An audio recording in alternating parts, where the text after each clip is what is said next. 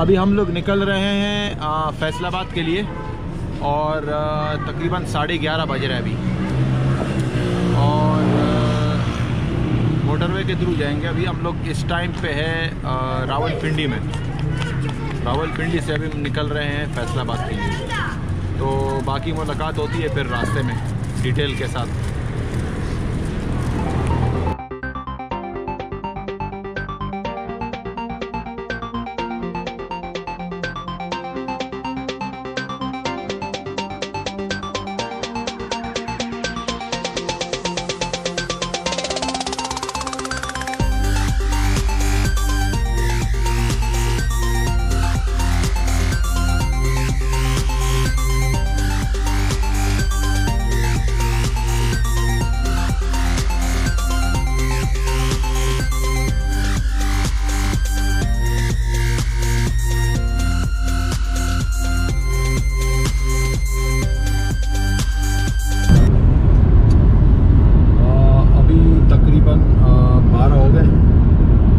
निकले थे रावलपिंडी से 11:30 बजे। तो आधा घंटा तो हमें जो IJP रोड है उसी पे हमें लगा है, क्योंकि ट्रैफिक काफ़ी सारी थी। तो अभी हम लोग आ गए मोटरवे पे, लेकिन इंटरचेंज अभी हमने क्रॉस नहीं किया, अभी आगे इंटरचेंज आएगा। और हम लोगों का जो पूरा ट्रिप था वो माशाल्लाह से कंप्लीट हो गया है। अभी हमारी वापसी है। अभी हम यहाँ से जाएंगे फैसलाबाद और फैसलाबाद से इंशाल्लाह कल या परसों फिर हम निकलेंगे कराची के लिए।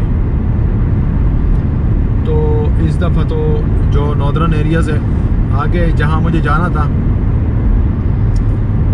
आज़ाद कश्मीर, केल, शारदा, वो साइडें जो है ना वो किसी वजह से बंद थी, वो ओपन नहीं थी। तो उस तरफ तो खैर मैं नहीं जा सका। बाकी मुजफ्फराबाद वाली साइड पे जाके जो पॉइंट्स थे वो मैंने देखे और काफ़ी मज़ा आया। काफ़ी सर्दी थी, बर्फ़ वगैरह भी पड़ी हुई थी, जो कि उसके जो वीडियोस हैं वो आपने कुछ देखे होंगे और कुछ एपिसोड और मज़ीद अभी आएंगे। और इसके अलावा रावलपिंडी इस्लामाबाद में तकरीबन 6 दिन मैंने गुजारे। कुछ रिलेटिव्स थे हमारे, काफ़ी टाइम से गिले शिकवे थे कि भाई हमारे पास आप लोग आ नहीं रहे हो नाइट स्टे के लिए। तो उनके यहाँ एक नाइट स्टे हमने गुजारी, तकरीबन 6-7 रातें तो उसी में निकल गई। और टोटल तकरीबन 13-14 दिन का हमारा था ट्रिप और वो अभी कंप्लीट हो गया है माशाल्लाह से, बड़े बेहतरीन तरीके से। और अल्हम्दुलिल्लाह सब सेट रहा। गाड़ी ने भी किसी किस्म का तंग नहीं किया है और बाकी भी किसी किस्म के मसले मसाइल नहीं हुए, शुक्र अल्हम्दुलिल्लाह।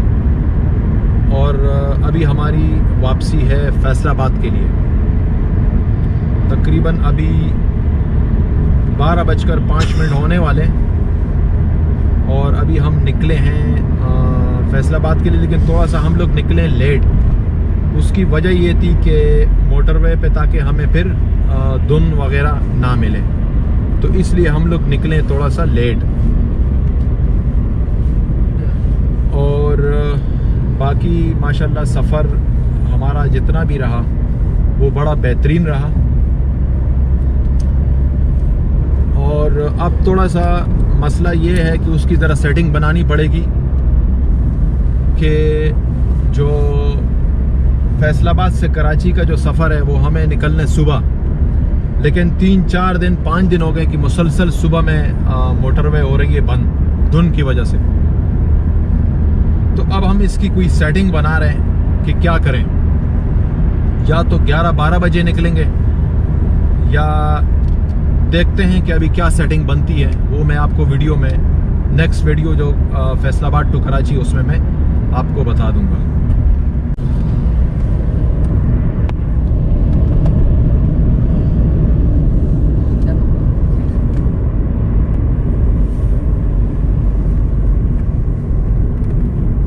अभी ये टोल प्लाजा आ गया है इस्लामाबाद का, जहां से हम जाएंगे फैसलाबाद के लिए।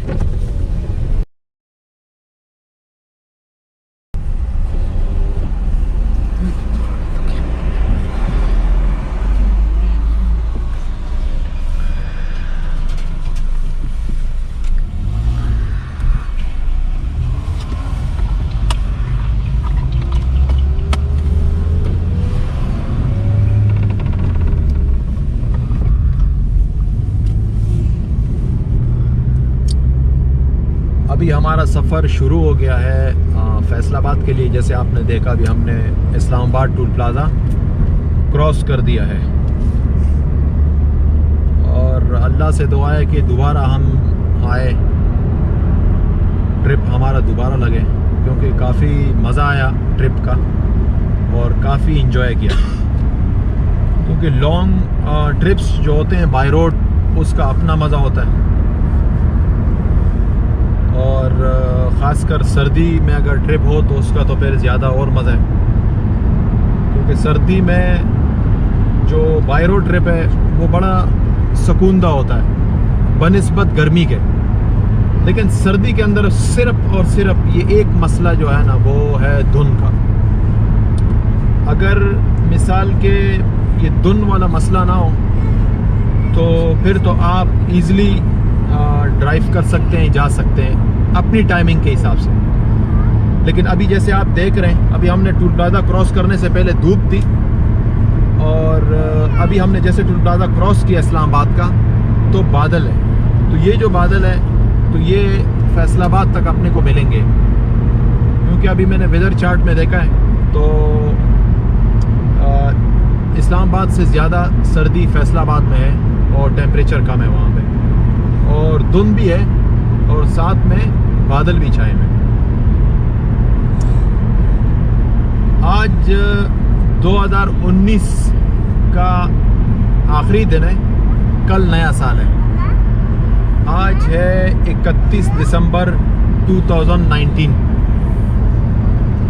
जो बड़ा मेरे लिए एक यादगार रहेगा कि 31 दिसंबर 2019 को मैंने अपने ट्रिप से वापसी की थी। और इंशाल्लाह जो बाकी आगे की जो वीडियोस हैं वो भी हम आप लोगों से शेयर करेंगे। अभी तो काफ़ी आसानी हो गई है आने जाने में, क्योंकि मोटरवे वगैरह बन गई है। और इंशाल्लाह जो सक्कर है, सक्कर से भी आगे मोटरवे अभी चल रही है, वो मेरे ख्याल में अनकरीब शायद उसकी भी ओपनिंग हो। क्योंकि जब मैं आ रहा था सक्कर से तो हैदराबाद की तरफ भी मोटरवे जा रही थी। तो मतलब ये कि इंशाल्लाह उम्मीद है कि वो मोटरवे भी जल्द से जल्द खुल जाएगी, क्योंकि अगर वो मोटरवे खुल जाती है तो बहुत ज़्यादा आसानी हो जाएगी आने जाने में। क्योंकि अभी भी काफ़ी आसानी हो गई है बनिस्बत जो पहले रोड था, जो N5 से हम जाते थे, तो मैं उसमें लाजिमन मैं स्टे करता था रास्ते में ना। मैं एक दिन में नहीं पहुंच सकता था, क्योंकि वो रोड पे इतनी ज़्यादा ट्रैफिक थी कि वो आप गाड़ी इतना लॉन्ग नहीं चला सकते थे। उसकी वजह ये थी कि आप चला चला के थक जाते थे, तो फिर मजबूरन स्टे करना पड़ता था। क्योंकि मैं जो बाय रोड फर्स्ट टाइम जो मैं बाय रोड आया था, मैं 2012 में आया था। जब मैं 2012 में आया तो उसके बाद फिर मुझे बड़ा मज़ा आया बाय रोड आने का।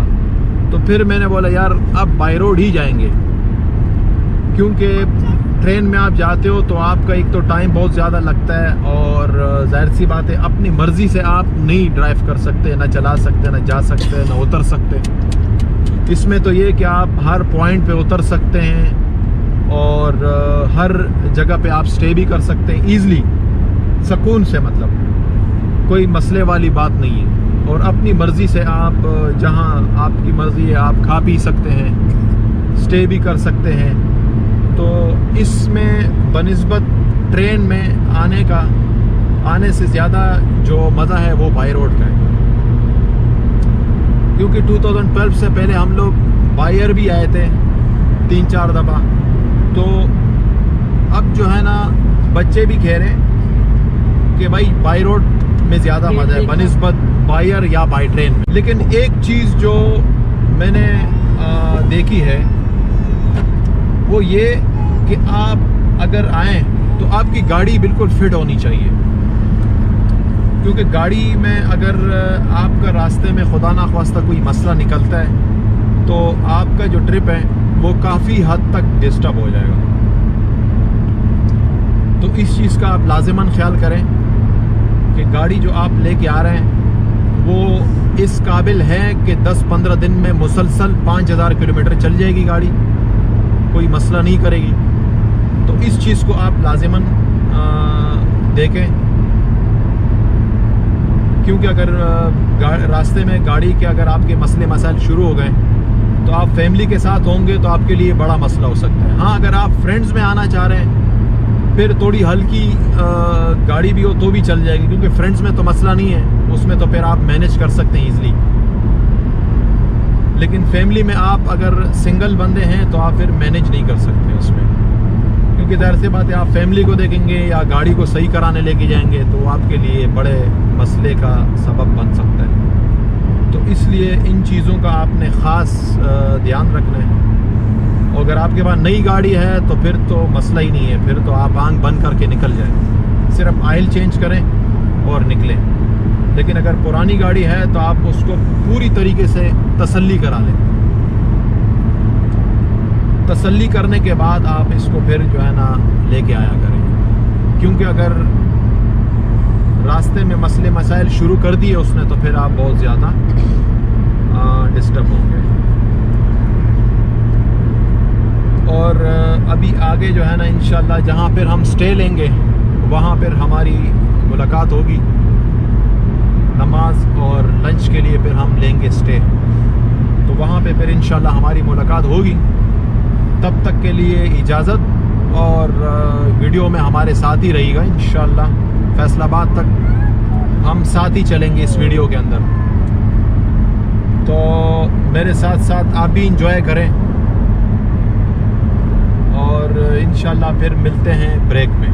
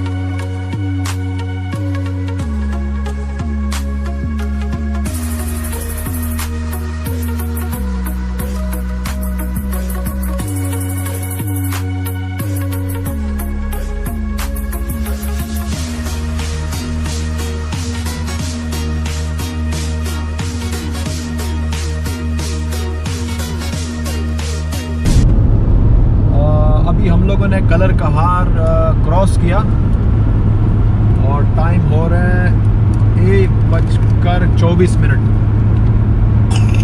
और अभी तक हम लोग आए हैं 150 किलोमीटर। अभी तक हम लोग आ गए हैं रावलपिंडी इस्लामाबाद से। और जैसे हमने अभी कलर कहार क्रॉस किया तो इस तरफ धुंध शुरू हो गई है। तो आप देखें आगे सामने पूरे बादल छाए हुए और धुंध शुरू हो गई है।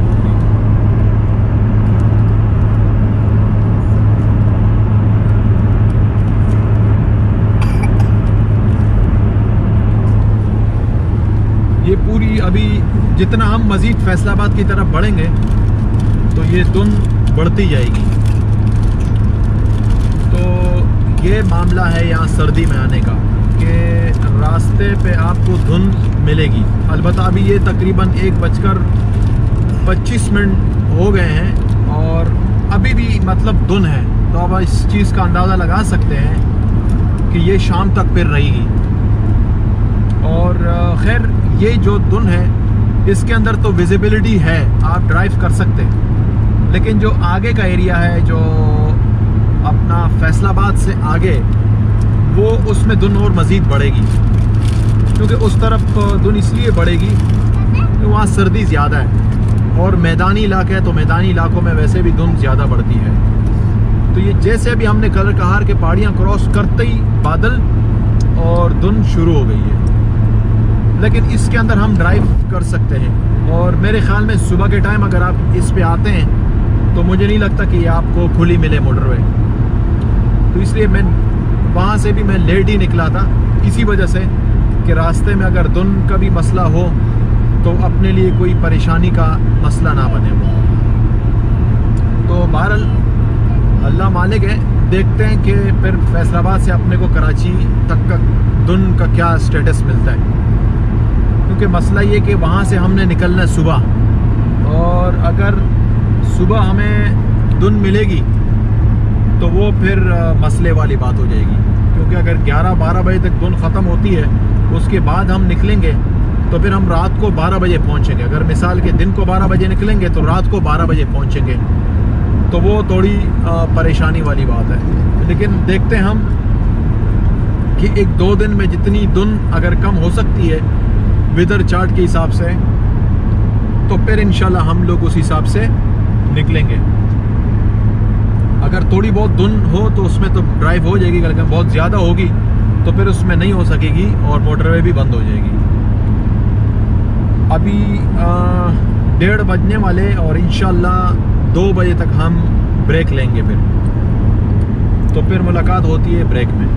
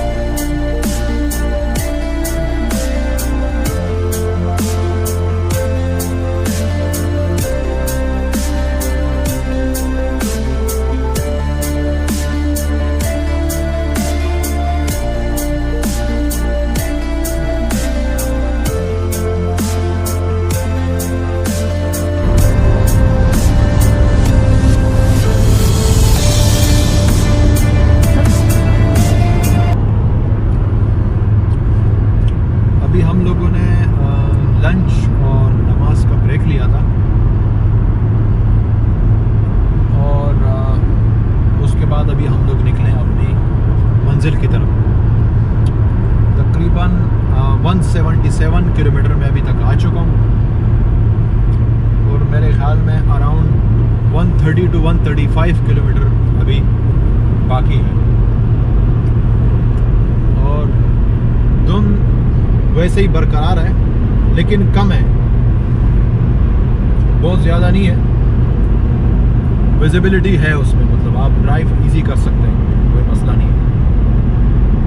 और कलर कहार जब हमने क्रॉस किया था तो उसके बाद सर्दी में भी इजाफा हुआ है, क्योंकि बादल है और धुंध वगैरह भी छाई हुई है, तो उस वजह से सर्दी में इजाफा हुआ है अभी।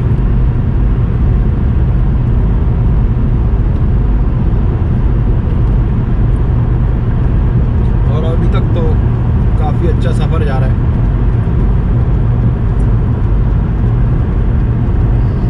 मौसम काफ़ी ठंडा हो रहा है यहाँ पर।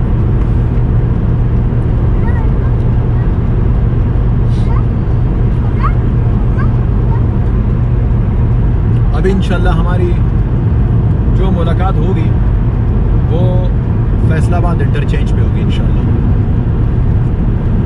तब तक आप वीडियो में हमारे साथ ही रहिए। इंटरचेंज से जैसे निकलेंगे उसके बाद फिर मैं आप लोगों से इजाज़त चाहूँगा, तो तब तक हमारे साथ रहिए। और आगे सारे बादल छाए हैं, पूरे बादल हैं।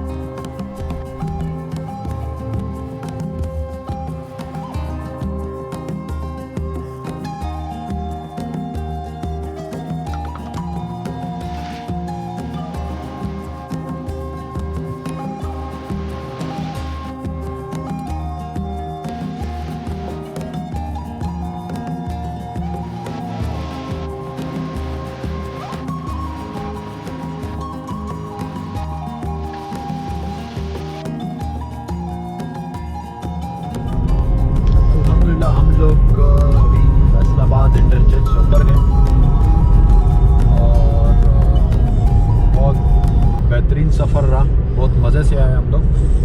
तकरीबन टाइम हो रहा है 3:15,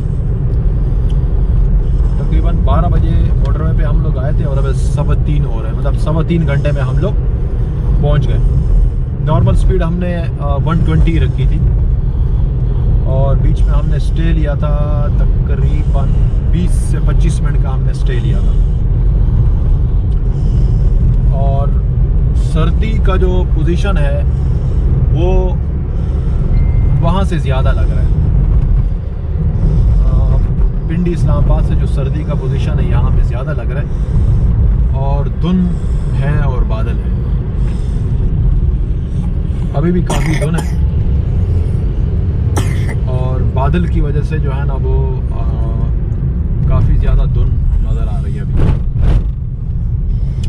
अभी हम लोग ये सरगोदा रोड पे हैं और एक और भी आप इंटरचेंज से उतर सकते हैं साइयां वाला, लेकिन साइयां वाले इंटरचेंज से मैं जाते हुए गया था तो जब पूरा मैंने कैलकुलेशन करी तो तकरीबन 20 से 22 किलोमीटर का जो फासला है वो वहाँ से ज़्यादा पड़ता है, और यहाँ से तकरीबन इतना फासला आपको कम पड़ता है अगर आप यहाँ से आएंगे तो। क्योंकि मैं इस्लामाबाद जाते हुए मैं साहिया वाला इंटरचेंज से गया था, तो वहाँ से पूरा जो रास्ता था उसकी मैंने पूरी कैलकुलेशन कर ली। हाँ, अगर साहिया वाले इंटरचेंज से जो रास्ता निकलता है फैसलाबाद की तरफ, अगर उसके ऊपर किसी की रिहाइश है तो फिर उसके लिए ज़्यादा सूटेबल है, क्योंकि वहीं अगर यहाँ से वो जाएगा तो उसको लंबा पड़ेगा। अगर जिसकी रिहाइश है तो वो वहाँ से अगर आता है तो उसको फ़ायदा है। लेकिन अगर आपने मेन फैसलाबाद आना है तो फिर ये जो इंटरचेंज है ये आपके लिए फ़ायदेमंद है। यहाँ से आपको पड़ेगा कम बनिस्बत साही वाले इंटरचेंज से अगर आप उतरते हैं तो। और यहाँ अगर आप उतरते हैं तो तकरीबन 8-10 किलोमीटर के बाद आप फैसलाबाद के मेन शहर में एंटर हो जाएंगे, तो ये आपके लिए फिर ज़्यादा फ़ायदेमंद है। और हमारा सफ़र जो था वो यहीं तक था, और अब मैं आप लोगों से इजाज़त चाहूँगा। इंशाल्लाह जो नेक्स्ट एपिसोड होगा उसके अंदर फैसलाबाद से कराची तक की वीडियो होगी, सक्कर मुल्तान मोटरवे से इंशाल्लाह होगी। और दुआ करें कि मुझे धुन ना मिले, क्योंकि अगर धुन मिलेगी तो फिर उस सूरत में मुझे फिर लेट निकलना पड़ेगा दिन के 10 या 11 या 12 बजे। अगर सुबह में धुन हुई तो फिर मैं लेट निकलूँगा। तो इंशाल्लाह अगर अल्लाह पाक ने चाहा तो रात के तकरीबन 11-12 बजे तक फिर मैं पहुंच जाऊंगा। मतलब सुबह जितने घंटे लेट निकलूँगा उस हिसाब से फिर रात को मैं वहाँ फिर लेट पहुँचूँगा। तो इंशाल्लाह फिर उसी एपिसोड के अंदर हमारी मुलाकात होगी। और रावलपिंडी इस्लामाबाद से फैसलाबाद तक तकरीबन 2000 से 2200 के लगभग पेट्रोल मेरा अभी कंज्यूम हुआ है टोयोटा करोला के अंदर। और लेकिन इसकी जो करोला का जो एवरेज है वो बनिस्बत होंडा सिटी के थोड़ा सा कम है। उसके अंदर होंडा सिटी के अंदर आप अगर हैवी फुट चलाते हैं या लाइट फुट चलाते हैं तो इतना ज़्यादा आपको फ़र्क नहीं महसूस होता।